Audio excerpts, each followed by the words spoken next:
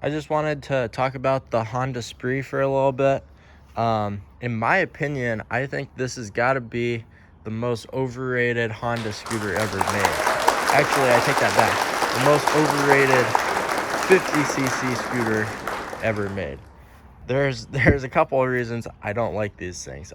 By the way, the Honda Express, that's got to be the second most overrated scooter ever made. But these Honda Sprees, I've had maybe 3 or 4 of them. I tend to just buy and sell them. I mean, they're fun scooters. They're super lightweight and easy to ride, but they only go 20-25 miles per hour. So you really can't keep up with traffic or anything. They tend to have a ton of problems. Like, I've never had one that really just runs perfect. It always seems like they have idle issues. I'm not sure if that's because of the carburetors or some type of electrical problems. This one in particular is kind of a funny story. I owned this. I got it for, I think, 100 or 200 bucks originally, and I went through it all, got it running, but it just never ran quite right. It would, like, at the top end, when you gave it full gas, it would kind of cut in and out and it wouldn't accelerate like it should. I rebuilt the carb multiple times and that just didn't fix it. So I think it's got some type of electrical issue, which, like I said, none of these things have ever really run perfect. So then what happened was I sold it to this guy. I think I got $450 for it, I think. So I doubled my money, but then maybe like a year later, I saw it pop up and this lady was selling it, and I recognized the little sticker right there. So I knew it was the same bike I had, and she had it on, I think I got it for 200. So I bought my same scooter that I sold, bought it back for 200, and here it is. It's sitting here, and now honestly I'm kind of lacking motivation to get it running again. She had it, I think she said she put new tires on it. She took it to a well-known scooter shop here in Portland, and they couldn't fix it either. They rebuilt the carb. I think they put new spark plug, new coil on it, and she had a receipt for like 200 bucks just in that, and the problem didn't get fixed. So this one's kind of a mystery. I'm not exactly sure what the issue is. I have a feeling it's some type of electrical issue. She said that they suggested that she gets a new wiring harness. That seems kind of odd that the wiring harness would be bad, but I'm thinking it might be something like in the flywheel, and when the bike revs, when it changes in RPMs, it isn't producing enough. Who knows? But I think that will be another video. But I just wanted to hop on here and tell people that I wouldn't buy one of these, to be honest.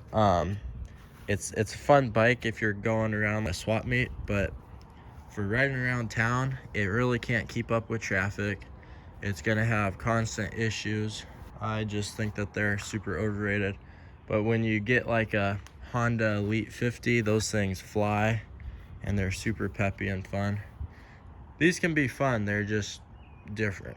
One thing that you can check to see if it's been messed with is the plastics, and there's a cover right here. This usually falls off. Check all of the hardware. If you see stuff like this with screws and not the correct hardware holding the plastics on, that's a quick giveaway that someone's been messing with it. If your oil can is cut out like this one, that's probably not a good sign either, you know. Check all of these. If you got a bunch of broken plastics, that means someone's been ripping these things off, trying to get in there. That's just a really quick sign of is this a good buy, you know? Because if it's got a bunch of broken plastics, that means someone's been trying to fix it before you, and they probably screwed up a bunch of stuff. So hopefully this helps you guys out and you don't buy a bad Spree like I did. I see these things all the time for about 100-200 bucks. And you know, the story always is that it's just been sitting and probably needs a carburetor clean. And while that's the case sometimes, with these bikes, I feel like it's always way more than that. So you just want to be careful. Like, you can't really go wrong getting a bike for 100 or 200 bucks. But yeah, it always seems like with the Honda Spree, it's never as easy as just a carb clean. You always got to be chasing spark and to get it run right.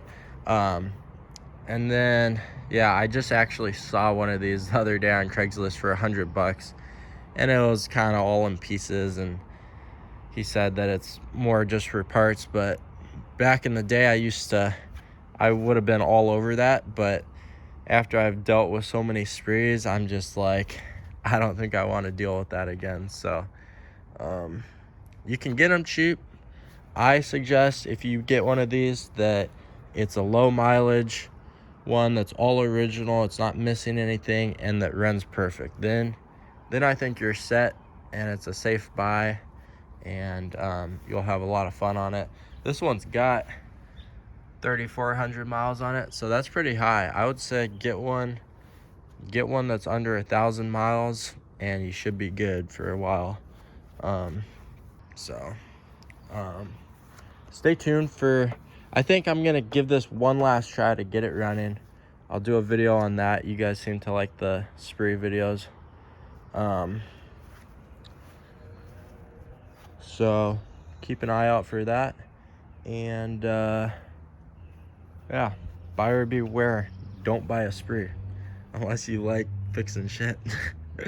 Thanks for watching, guys. See you guys on the next video.